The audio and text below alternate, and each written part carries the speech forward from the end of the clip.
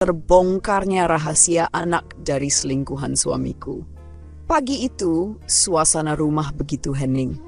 Hanya terdengar suara gemericik air dari dapur, tempat aku biasa menghabiskan waktu memasak untuk keluarga kecilku.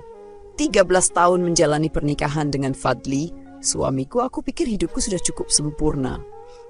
Aku seorang ibu rumah tangga, sementara Fadli bekerja sebagai manajer di sebuah perusahaan besar. Kami dikaruniai seorang anak laki-laki, Arya, yang kini duduk di bangku kelas 5 SD. Namun, belakangan ini ada yang berbeda dengan Fadli. Ia sering pulang larut malam, terkadang bahkan melewatkan makan malam yang biasanya menjadi momen keluarga. Alasan pekerjaan selalu menjadi tamengnya. Awalnya, aku tidak mencurigai apapun. Aku paham pekerjaannya memang menuntut waktu lebih. Namun, naluriku sebagai istri mulai merasakan ada sesuatu yang disembunyikan. Aku mencoba menepis segala pikiran buruk yang mengganggu. Bagiku, kepercayaan adalah dasar dari sebuah pernikahan. Namun, kepercayaan itu mulai terkikis ketika suatu malam saat Fadli sedang mandi, ponselnya berbunyi. Aku melihat nama yang muncul di layar. Maya tertulis di sana dengan emoji hati di sebelah namanya. Dada ini serasa dihantam palu besar. Aku mengenal nama itu, tapi bukan dalam konteks yang membuatku nyaman. Maya adalah mantan kekasih Fadli di masa kuliah. Seseorang yang dulu sempat ia ceritakan dengan begitu banyak kenangan manis. Jari-jariku gemetar saat aku mencoba mengabaikan notifikasi itu, tetapi pesan-pesan lain yang masuk semakin sulit diabaikan. Sudah Arya tidur? Pesan itu membuatku bingung. Apa maksudnya Maya menanyakan Arya? Aku memutuskan untuk tidak bertindak gegabah. Aku ingin tahu lebih jauh sebelum menuduh Fadli. Hari-hari berikutnya, aku mulai memperhatikan gerak-gerik Fadli lebih intens. Aku mengamati caranya berbicara, bagaimana ia sering tampak gelisah saat menerima telepon, dan bagaimana ia selalu membawa ponselnya kemanapun, bahkan ke kamar mandi. Satu hal yang membuatku yakin ada sesuatu yang disembunyikannya adalah saat aku diam-diam memeriksa galeri fotonya. Ada foto seorang anak perempuan yang tak kukenal, usianya sekitar 5 tahun. Di foto itu, Fadli memegang tangan anak itu dengan senyum lebar. Aku tidak langsung menghadapinya. Sebaliknya, aku mulai mencari tahu siapa anak itu. Dengan bantuan seorang teman yang bekerja sebagai penyelidik pribadi, aku akhirnya menemukan fakta mengejutkan. Anak itu adalah putri Maya, namanya Nisa. Pikiranku berkecamuk, apakah mungkin anak itu anak Fadli? Aku berusaha menahan diri untuk tetap tenang. Aku tahu jika aku langsung menyerang Fadli dengan tuduhan, itu hanya akan membuatnya lebih defensif dan sulit mendapatkan kebenaran. Aku memutuskan untuk berbicara dengan Maya terlebih dahulu. Hari itu aku pergi ke sebuah kafe di pinggir kota, tempat aku tahu Maya sering menghabiskan waktu. Aku datang tanpa memberitahunya lebih dulu. Ketika aku melihatnya di sana, sedang duduk sendiri sambil meminum kopi, aku langsung mendekat. "Maya!" panggilku pelan. Ia mendongak tanpa terkejut melihatku. "Nadia? Ada apa?" Aku duduk di depannya tanpa permisi. Mataku menatap lurus ke arahnya. Aku ingin bicara tentang Fadli dan Nisa. Wajahnya seketika memucat. Dia mencoba menyembunyikan keterkejutannya, tetapi aku bisa melihat rasa bersalah di matanya. "Apa maksudmu?" tanyanya, suaranya bergetar. "Aku tahu semuanya, Maya. Jangan coba-coba berbohong lagi," jawabku tegas. Maya menundukkan kepala menghindari tatapanku. Perlahan dia mulai berbicara, suaranya lirih, tetapi setiap kata yang keluar seperti belati yang menusuk hatiku. "Fadli memang ayah Nisa," katanya akhirnya. "Tapi dia tidak tahu apa-apa sampai beberapa tahun lalu. Aku juga tidak pernah bermaksud mengganggu rumah tanggamu, Nadia." Aku terpaku, nafasku terasa sesak. Pikiranku penuh dengan pertanyaan yang saling berebut untuk mendapatkan jawaban. Mengapa kau tidak memberitahuku sejak awal? Mengapa kau memilih untuk menyembunyikannya selama ini?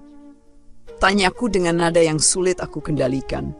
"Karena aku tidak ingin merusak hidupmu," jawab Maya sambil menatapku dengan mata yang basah. Aku pikir aku bisa mengatasi semuanya sendiri. Aku tidak butuh apapun dari Fadli. Aku hanya ingin Nisa tahu siapa ayahnya. Aku tidak tahu harus berkata apa. Bagian diriku ingin marah, ingin berteriak, tetapi bagian lain merasa hancur. Saat aku pulang ke rumah malam-malam itu, aku duduk di ruang tamu menunggu Fadli. Aku memutuskan malam ini adalah saatnya untuk menghadapi semuanya. Suamiku yang selama ini menjadi sumber rasa aman dan cintaku telah menyembunyikan rahasia yang mengubah segalanya. Malam itu terasa lebih panjang dari biasanya. Jarum jam sudah menunjukkan pukul 10 malam, tetapi Fadli belum juga pulang. Duduk di ruang tamu, aku merasa seperti berhadapan dengan jurang yang dalam. Pikiran-pikiran tentang pengkhianatan terus menghantuiku. Namun aku tahu ini bukan saatnya untuk tenggelam dalam kesedihan. Aku harus mendapatkan penjelasan, apapun itu. Ketika akhirnya suara pintu depan terbuka, aku langsung menoleh. Fadli masuk dengan wajah yang lelah.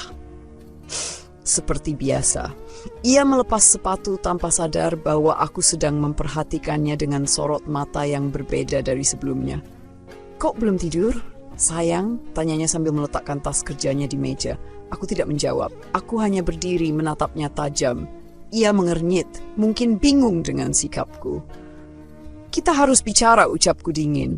Fadli menatapku sesaat, lalu mengangguk pelan. Ia duduk di sofa, sementara aku tetap berdiri, seperti sedang memutuskan apakah aku cukup kuat untuk menghadapi apa yang akan terjadi.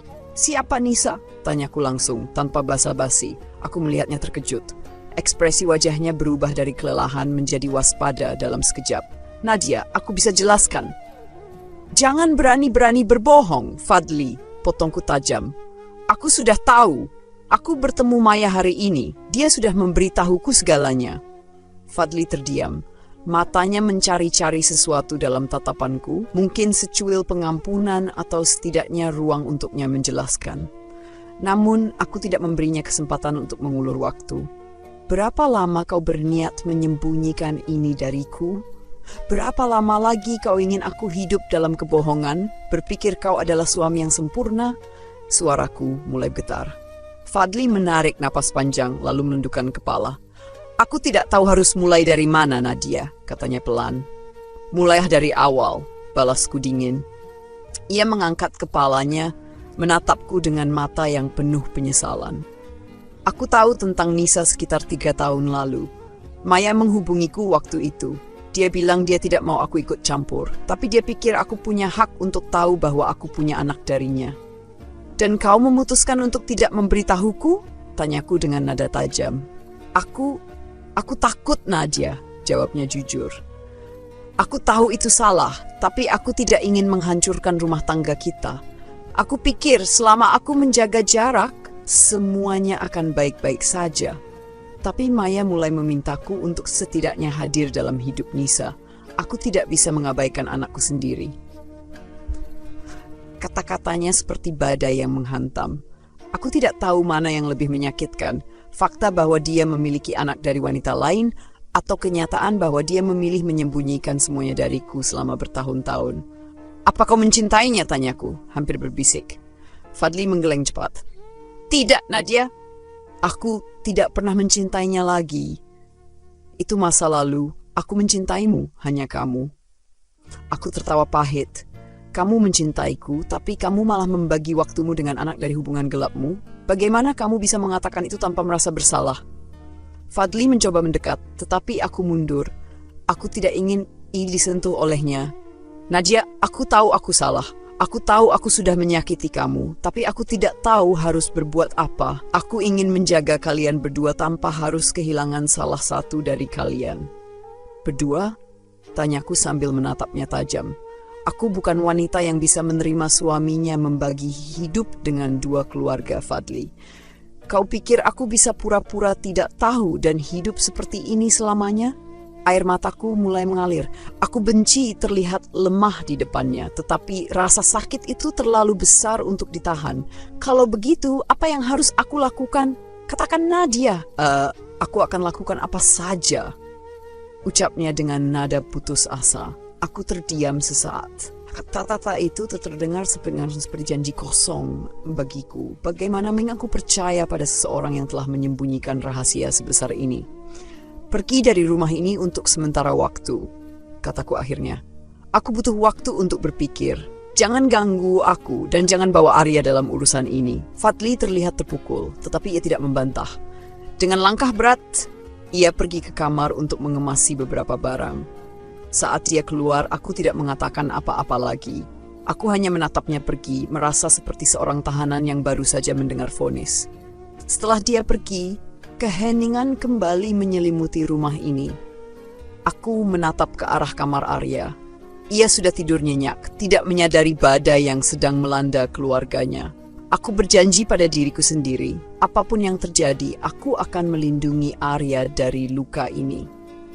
Malam itu aku tidak tidur. Aku duduk di ruang tamu, memikirkan semua yang telah terjadi, mencoba mencari jalan keluar dari kekacauan ini. Namun di tengah rasa sakit dan kemarahan, ada sesuatu yang mulai tumbuh di hatiku. Tekad. Aku harus menemukan cara untuk menghadapi kenyataan ini, bukan hanya untuk diriku sendiri, tapi juga untuk masa depan Arya. Apapun keputusan yang akan kuambil, aku tahu satu hal pasti, hidupku tidak akan pernah sama lagi. Hari demi hari berlalu setelah kepergian Fadli dari rumah. Rumah terasa kosong meski Arya ada di sana.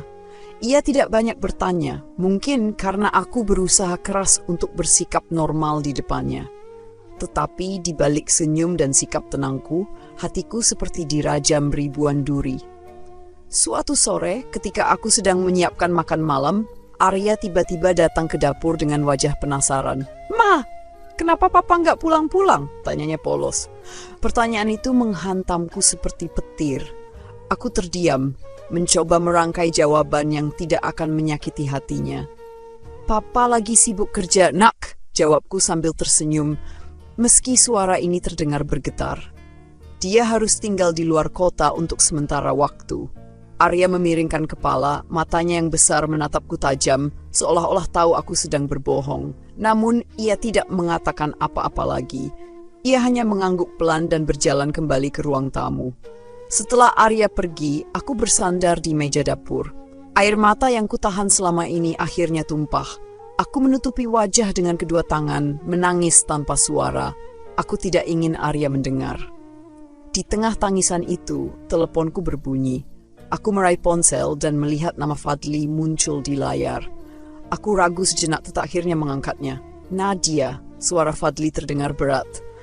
"Aku tahu ini sulit untukmu. Aku hanya ingin tahu bagaimana keadaan Arya, apakah dia baik-baik saja?" Aku mendengus pelan. Tentu saja dia baik-baik saja. Aku berusaha sekuat tenaga agar dia tidak merasakan apa yang aku rasakan. Fadli terdiam beberapa saat. "Aku ingin bicara, Nadia. Kita perlu membahas ini, bukan hanya menghindarinya." Aku menahan napas, mencoba menenangkan diri. "Kalau kau ingin bicara, kita tidak akan bicara di sini. Kita bertemu di luar rumah. Aku tidak ingin Arya melihat apapun yang bisa membuatnya bertanya-tanya lebih jauh." Fadli setuju.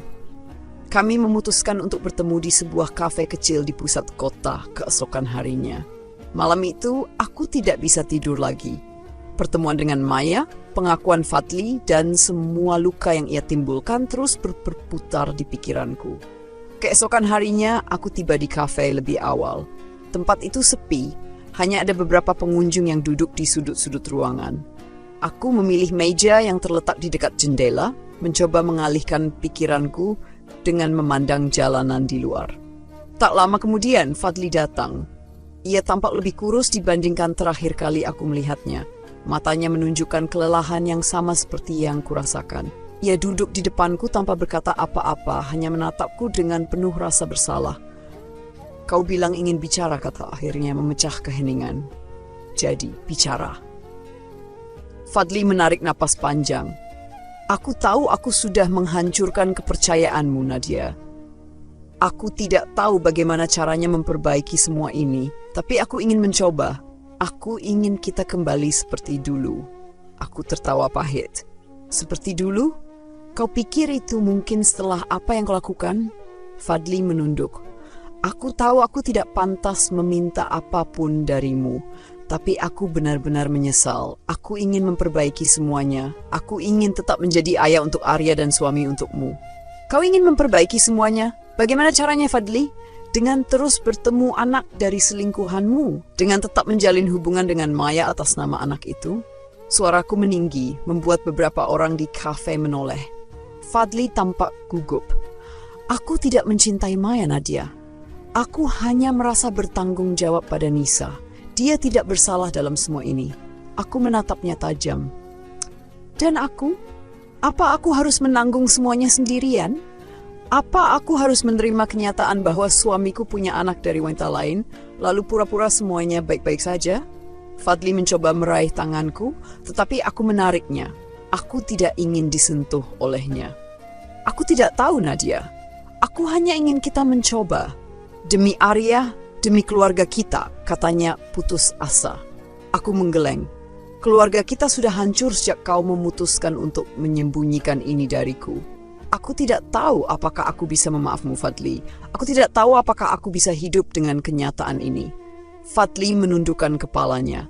Aku bisa melihat air mata menggenang di matanya, tetapi aku tidak peduli. Aku sudah cukup terluka untuk merasa iba padanya. Pertemuan itu tidak membawa solusi apa-apa. Aku pulang dengan hati yang semakin berat.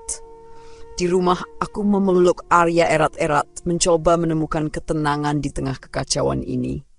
Di malam yang sunyi itu, aku menatap langit-langit kamar dan bertanya-tanya, apakah aku cukup kuat untuk melanjutkan hidup bersama Fadli?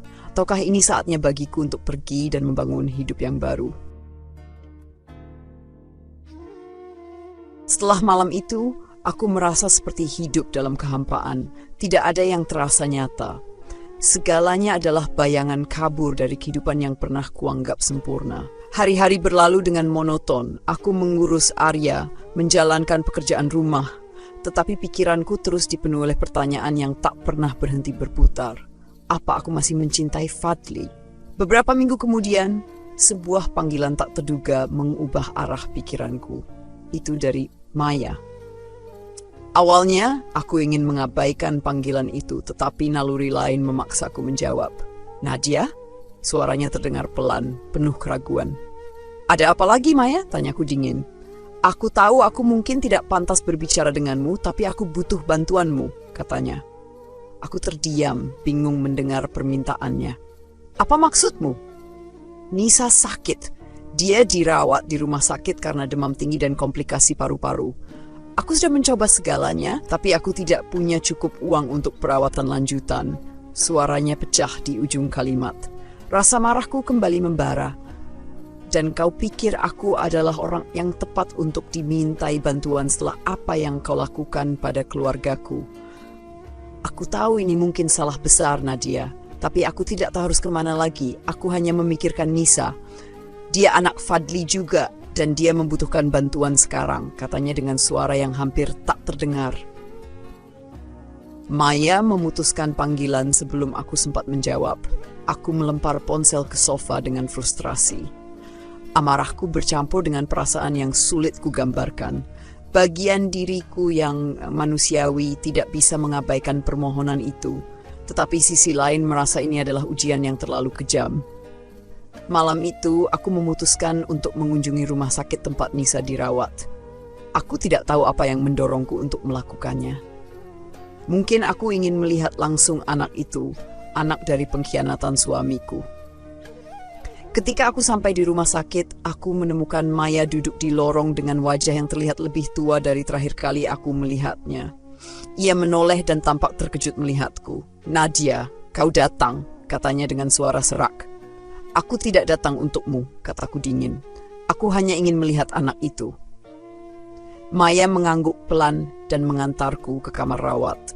Di sana, aku melihat seorang gadis kecil terbaring di ranjang. Tubuhnya yang mungil dipenuhi selang dan kabel medis, tetapi wajahnya begitu damai, seolah-olah dia sedang bermimpi indah. Melihatnya, hatiku terasa teriris. Meski aku tahu siapa dia, aku tidak bisa membenci anak itu. Dia hanyalah korban dari keputusan orang dewasa yang egois. Nadia, suara Maya memecah keheningan. Aku tahu aku salah. Aku tahu aku sudah menghancurkan hidupmu. Tapi aku mohon, jangan hukum Nisa karena kesalahan kami. Aku tidak menjawab. Aku hanya berdiri di sana, memandang Nisa dengan perasaan yang bercampur aduk. Hari-hari berikutnya, tanpa memberitahu Fadli, aku kembali ke rumah sakit. Aku tidak tahu apa yang sebenarnya ingin kulakukan, tetapi melihat Nisa membuatku merasa berbeda. Ada sesuatu tentang gadis kecil itu yang memaksaku untuk tetap tinggal. Satu sore, saat aku sedang duduk di dekat tempat tidurnya, Nisa membuka mata. Ia menatapku dengan pandangan lemah tapi penuh rasa ingin tahu. "Siapa tante?" tanyanya pelan. Aku tersenyum meski hatiku bergetar. "Aku, teman mamamu." Ia tersenyum kecil lalu berkata, "Tante baik sekali mau menemani aku. Aku suka kalau ada yang di sini, jadi aku tidak sendirian." Air mataku hampir jatuh mendengar kata-katanya. Anak ini tidak tahu apa-apa, tetapi dia begitu polos dan penuh cinta. Malam itu, aku pulang dengan perasaan yang sulit kugambarkan. Aku tahu, meski Fadli telah menghancurkan hatiku, aku tidak bisa melibatkan Nisa dalam rasa benciku. Akhirnya, aku menelepon Fadli. "Fadli," suaraku tenang tetapi tegas. "Nadia, apa yang terjadi?" tanyanya terdengar panik. "Kau harus tahu, Nisa sakit dan dirawat di rumah sakit. Aku tidak peduli apa yang kau lakukan, tetapi sebagai ayahnya, kau punya tanggung jawab untuk ada di sana," kataku. Fadli terdiam sesaat. "Kau tahu?" tanyanya dengan suara lemah. "Aku tahu, dan aku sudah bertemu dengannya," jawabku. "Aku akan ke sana," katanya cepat. Aku memutuskan panggilan tanpa mengatakan apa-apa lagi. Di malam yang gelap itu, aku menyadari satu hal. Hidupku mungkin tidak akan pernah sama lagi. Tetapi untuk pertama kalinya dalam waktu yang lama, aku merasa memiliki kendali atas masa depanku. Entah bagaimana, aku akan menghadapi semuanya. Keesokan harinya, Fadli datang ke rumah sakit. Aku melihatnya dari jauh saat ia berjalan cepat ke lorong tempat Nisa dirawat. Wajahnya penuh kekhawatiran, dan ia tampak lebih kusut dari biasanya. Ada bagian kecil dari diriku yang ingin merasa lega melihat penyesalannya, tetapi bagian lain masih penuh amarah. Aku memilih untuk menunggu di luar kamar Nisa, memberikan ruang bagi Fadli untuk bertemu dengan anaknya. Dari balik pintu yang sedikit terbuka, aku bisa melihat Fadli duduk di samping tempat tidur Nisa, menggenggam tangan kecilnya. Ada air mata di wajahnya, sesuatu yang jarang kulihat darinya. "Ayah minta maaf, nak." Aku mendengar suaranya lirih. "Ayah terlambat datang. Ayah seharusnya ada di sini untukmu dari awal." Aku memalingkan wajah merasa terlalu berat untuk melihat momen itu. Perasaanku seperti medan perang, ada kemarahan, ada kesedihan, tetapi juga ada sedikit rasa iba. Aku tahu Fadli mencintai anak itu, meski aku berharap semuanya tidak pernah terjadi. Ketika Fadli keluar dari kamar, ia melihatku berdiri di ujung lorong, wajahnya penuh rasa bersalah. "Nadia," panggilnya pelan. Aku menatapnya tajam. "Sudah selesai menyesali semuanya?" Ia menunduk. "Aku tidak tahu harus berkata apa, tapi terima kasih karena kau memberitahuku tentang Nisa."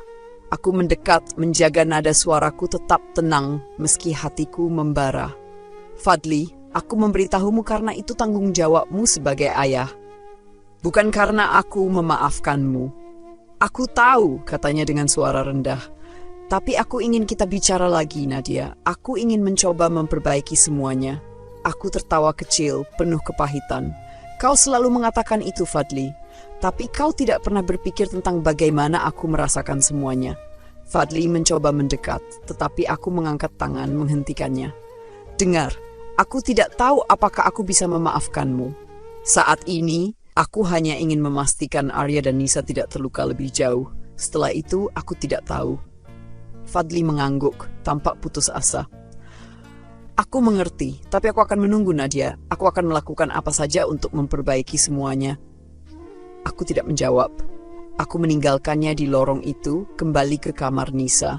Saat aku masuk, Nisa menatapku dengan senyum kecil di wajahnya. "Tante Nadia, tadi ada ayah di sini. Aku senang sekali," katanya dengan suara lemah. Aku duduk di sampingnya, mencoba menahan emosi. "Ayahmu mencintaimu, Nisa," kataku lembut. Nisa mengangguk, lalu kata, "Tante Nadia baik sekali. Mama bilang tante marah sama ayah. Tapi aku senang tante ada di sini." Kata-kata itu membuatku terdiam. Aku memandang wajah kecilnya yang polos dan penuh harapan, dan aku merasa seperti berada di persimpangan yang tidak memiliki jalan keluar. Hari-hari berikutnya, aku semakin sering menghabiskan waktu di rumah sakit. Perlahan, Aku mulai merasa ada sesuatu yang berubah dalam diriku. Aku masih marah pada Fadli, tetapi aku tidak bisa memalingkan wajah dari kenyataan bahwa Nisa adalah bagian dari hidupku sekarang, mau tidak mau. Sementara itu, Fadli mencoba mendekat lagi.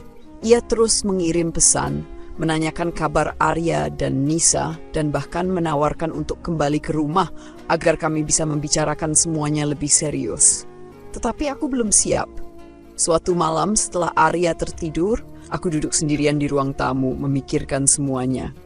Aku memandangi foto keluarga kami yang tergantung di dinding. Dalam foto itu, kami bertiga tersenyum bahagia, seperti tidak ada yang bisa merusaknya. Tapi sekarang, senyuman itu terasa seperti kebohongan. Aku menghubungi Maya malam itu, meski aku tahu itu keputusan yang berat. Maya, kataku dengan suara pelan.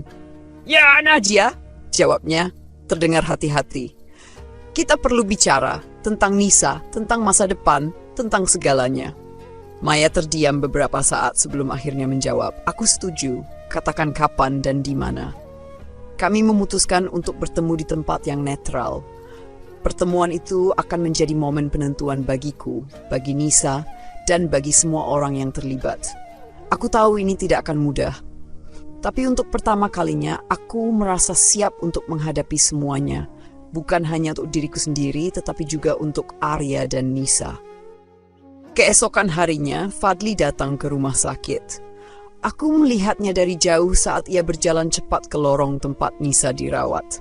Wajahnya penuh kekhawatiran, dan ia tampak lebih kusut dari biasanya.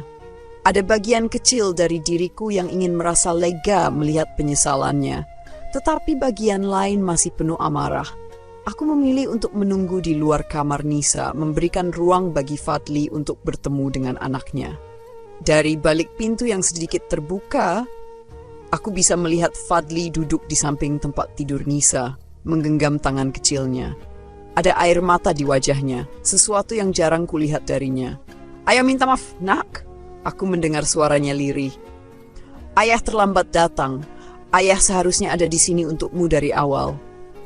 Aku memalingkan wajah merasa terlalu berat untuk melihat momen itu. Perasaanku seperti medan perang. Ada kemarahan, ada kesedihan, tetapi juga ada sedikit rasa iba. Aku tahu Fadli mencintai anak itu, meski aku berharap semuanya tidak pernah terjadi. Ketika Fadli keluar dari kamar, ia melihatku berdiri di ujung lorong. Wajahnya penuh rasa bersalah. Nadia, panggilnya pelan. Aku menatapnya tajam. Sudah selesai menyesali semuanya? Ia menunduk. Aku tidak tahu harus berkata apa, tapi terima kasih karena kau memberitahuku tentang Nisa. Aku mendekat, menjaga nada suaraku tetap tenang meski hatiku membara. Fadli, aku memberitahumu karena itu tanggung jawabmu sebagai ayah. Bukan karena aku memaafkanmu. Aku tahu, katanya dengan suara rendah. Tapi aku ingin kita bicara lagi, Nadia. Aku ingin mencoba memperbaiki semuanya. Aku tertawa kecil, penuh kepahitan. Kau selalu mengatakan itu, Fadli. Tapi kau tidak pernah berpikir tentang bagaimana aku merasakan semuanya. Fadli mencoba mendekat, tetapi aku mengangkat tangan menghentikannya. Dengar, aku tidak tahu apakah aku bisa memaafkanmu. Saat ini, aku hanya ingin memastikan Arya dan Nisa tidak terluka lebih jauh. Setelah itu, aku tidak tahu. Fadli mengangguk, tampak putus asa. Aku mengerti, tapi aku akan menunggu, Nadia. Aku akan melakukan apa saja untuk memperbaiki semuanya. Aku tidak menjawab. Aku meninggalkannya di lorong itu, kembali ke kamar Nisa. Saat aku masuk, Nisa menatapku dengan senyum kecil di wajahnya. Tante Nadia, tadi ada ayah di sini. Aku senang sekali, katanya dengan suara lemah. Aku duduk di sampingnya, mencoba menahan emosi. Ayahmu mencintaimu, Nisa, kataku lembut. Nisa mengangguk, lalu kata, Tante Nadia baik sekali. Mama bilang Tante marah sama ayah. Tapi aku senang Tante ada di sini. Kata-kata itu membuatku terdiam. Aku memandang wajah kecilnya yang polos dan penuh harapan. Dan aku merasa seperti berada di persimpangan yang tidak memiliki jalan keluar. Hari-hari berikutnya, aku semakin sering menghabiskan waktu di rumah sakit. Perlahan, aku mulai merasa ada sesuatu yang berubah dalam diriku. Aku masih marah pada Fadli, tetapi aku tidak bisa memalingkan wajah dari kenyataan bahwa Nisa adalah bagian dari hidupku sekarang, mau tidak mau. Sementara itu, Fadli mencoba mendekat lagi. Ia terus mengirim pesan, menanyakan kabar Arya dan Nisa, dan bahkan menawarkan untuk kembali ke rumah agar kami bisa membicarakan semuanya lebih serius. Tetapi aku belum siap. Suatu malam setelah Arya tertidur, aku duduk sendirian di ruang tamu memikirkan semuanya. Aku memandangi foto keluarga kami yang tergantung di dinding. Dalam foto itu, kami bertiga tersenyum bahagia, seperti tidak ada yang bisa merusaknya. Tapi sekarang, senyuman itu terasa seperti kebohongan. Aku menghubungi Maya malam itu, meski aku tahu itu keputusan yang berat. "Maya," kataku dengan suara pelan. "Ya, Nadia," jawabnya, terdengar hati-hati. "Kita perlu bicara tentang Nisa, tentang masa depan, tentang segalanya." Maya terdiam beberapa saat sebelum akhirnya menjawab, "Aku setuju, katakan kapan dan di mana." Kami memutuskan untuk bertemu di tempat yang netral. Pertemuan itu akan menjadi momen penentuan bagiku, bagi Nisa, dan bagi semua orang yang terlibat. Aku tahu ini tidak akan mudah. Tapi untuk pertama kalinya, aku merasa siap untuk menghadapi semuanya. Bukan hanya untuk diriku sendiri, tetapi juga untuk Arya dan Nisa. Hari pertemuan itu tiba.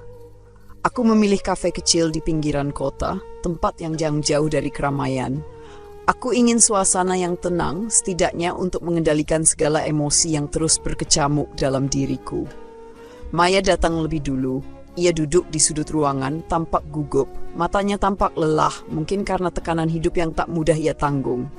Aku masuk, berjalan ke arahnya dengan langkah yang kukendalikan agar tidak terlalu kaku. "Nadia?" katanya pelan ketika aku duduk di depannya. Aku menatapnya tanpa bicara. Ada begitu banyak yang ingin kuucapkan, tetapi aku tahu ini bukan saatnya meluap amarahku. Aku datang bukan untuk membuat segalanya lebih buruk, tetapi untuk mencari kejelasan. "Aku tidak tahu harus mulai dari mana," Maya memecah keheningan. "Tapi aku ingin kau tahu, aku tidak pernah bermaksud menghancurkan keluargamu." Aku tertawa pahit. "Tidak bermaksud. Kau tahu dia sudah menikah, Maya. Kau tahu kami punya anak. Bagaimana kau bisa mengatakan bahwa kau tidak bermaksud menghancurkan apapun?" Maya menunduk. Tangannya meremas cangkir kopi di depannya, bergetar. Aku jatuh cinta pada Fadli tanpa bisa mengendalikannya. Awalnya dia bilang dia hanya ingin membantuku. Aku tidak tahu bagaimana akhirnya kami melibatkan perasaan. Aku mendengus. "Dan kau pikir perasaan itu cukup untuk membenarkan semuanya? Kau pikir aku tidak punya perasaan?" Matanya berkaca-kaca. "Aku tahu aku salah, Nadia. Tapi aku tidak bisa mengubah apa yang sudah terjadi. Aku hanya ingin memastikan Nisa tidak menderita karena kesalahan ini."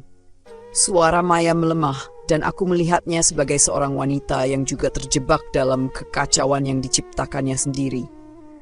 Tetapi itu tidak cukup untuk menghapus rasa sakitku. "Kau kok tahu apa yang paling menyakitkan, Maya?" tanyaku, suaraku mulai bergetar. "Aku mencintai Fadli, aku percaya padanya.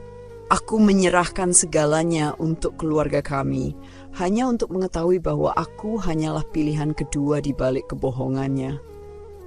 Maya menangis terisak. "Aku tidak pernah ingin kau terluka seperti ini.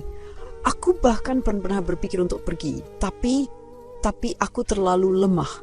Dan sekarang dengan Nisa, aku tidak tahu harus bagaimana." Aku menghela napas panjang, mencoba menahan amarahku yang kembali membara. "Dengar, aku tidak peduli denganmu atau apa yang kau rasakan. Yang aku pedulikan sekarang adalah Arya dan Nisa.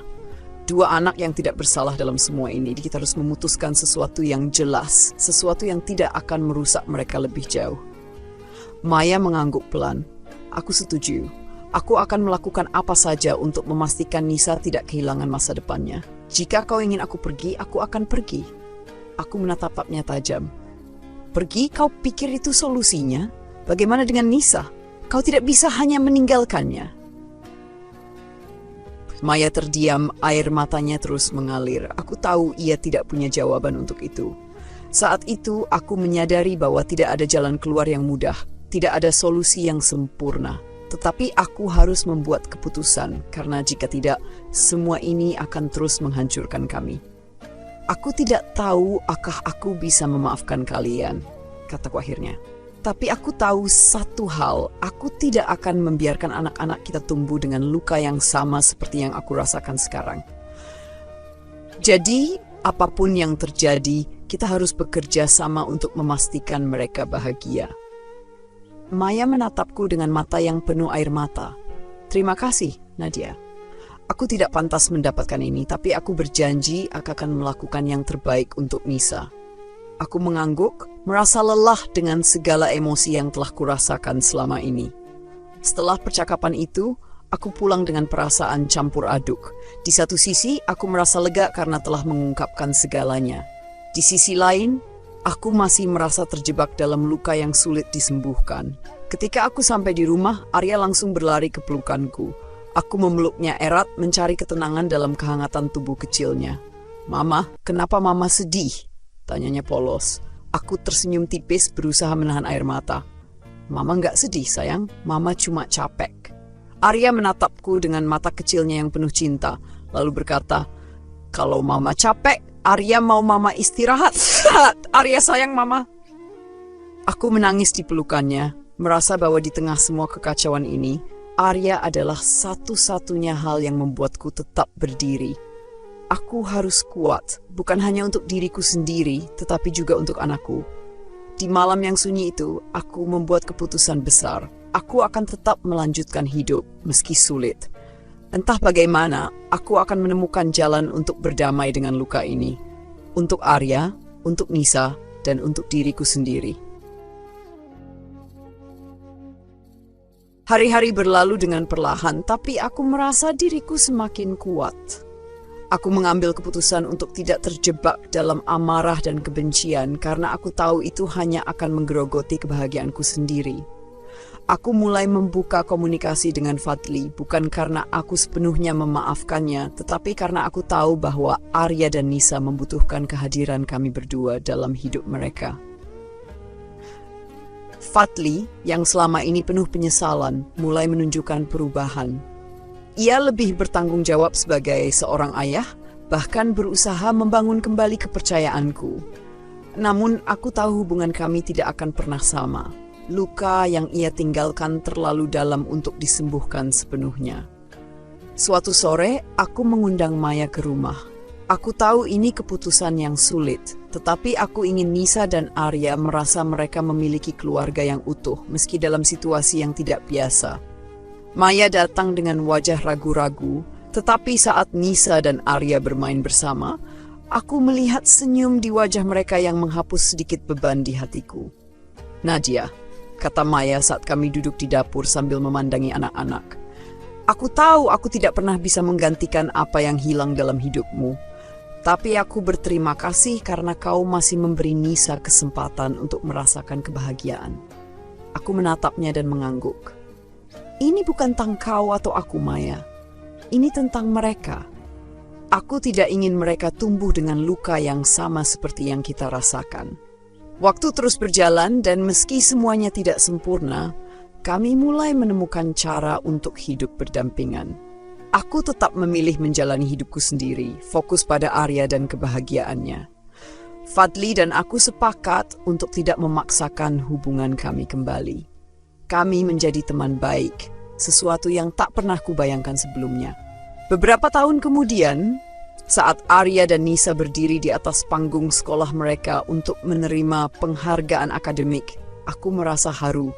Kedua anak ini adalah bukti bahwa cinta bisa tetap tumbuh meski dalam keadaan yang sulit. Mereka adalah alasan aku tetap bertahan dan memilih jalan damai.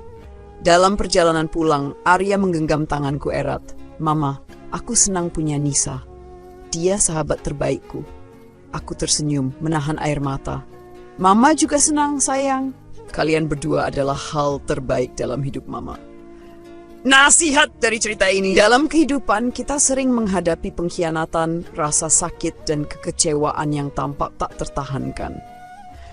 Tetapi kekuatan terbesar manusia terletak pada kemampuannya untuk memaafkan, bukan demi orang lain, melainkan demi kebahagiaan dirinya sendiri. Luka tidak akan hilang begitu saja, tetapi dengan cinta dan kesabaran, kita bisa belajar berdamai dengannya. Jika kita mampu memprioritaskan mereka yang kita cintai, terutama anak-anak, kita dapat menciptakan dunia yang lebih baik untuk mereka, bahkan dari kehancuran yang pernah ada. Salam penutup, terima kasih telah mengikuti perjalanan ini. Semoga cerita ini membawa pelajaran, kekuatan, dan harapan bagi siapapun yang tengah menghadapi cobaan hidup. Ingatlah, meski badai menghancurkan, selalu ada cahaya yang menunggu di ujung jalan. Dengan penuh rasa syukur, salam hangat.